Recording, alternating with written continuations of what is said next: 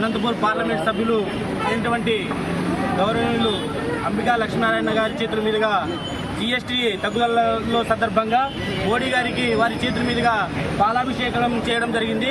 GST తగ్గుదల గురించి అన్నగారైనటువంటి లక్ష్మీనారాయణ గారు మాట్లాడాల్సిందిగా కోరుతున్నాం. అందరికీ నమస్కారం.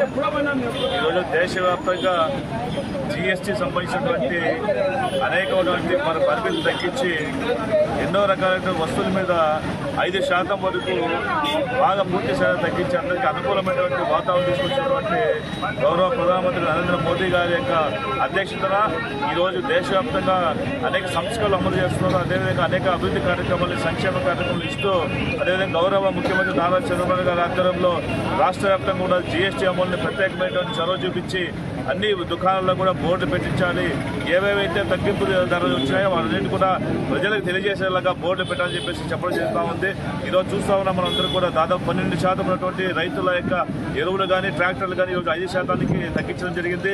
అదేవిధంగా మహిళలకు సంబంధించినటువంటి అనేక బ్యూటిఫికేషన్ సంబంధించినటువంటి వాళ్ళందరికీ కూడా ఈరోజు దాదాపు 5% తగ్గించడం జరిగింది. అదేవిధంగా ఈరోజు కార్లు కానీ బైకులు కానీ 28% నుంచి 18% తగ్గించడం జరిగింది.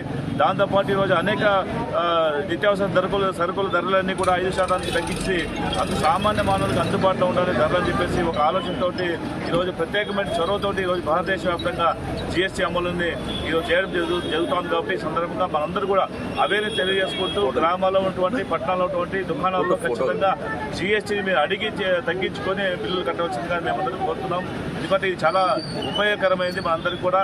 ఎందుకంటే ఈరోజు చాలా వరకు కొన్ని వేల కోట్ల రూపాయలు ఈరోజు ప్రభుత్వానికి నష్టం వచ్చినా సరే సామాన్య ప్రజలకు అందుబాటులో ధరలో ఉండాలని చెప్పి ఇది జీఎస్టీ తగ్గించడం ప్రతి ఒక్కరు కూడా మీరు మీ స్థాయిలో ఉన్నటువంటి మీ దుకాణాలకు వెళ్ళినప్పుడు వీటి వివరాలు సేకరించి వివరాలు పొందుపరుచుకొని ట్యాక్సీలు తగ్గించుకొని మీరు అంతంత ఆదా చేసుకోవాల్సిందిగా ఈ సందర్భంగా ప్రజలకు కోరుకుంటున్నాం.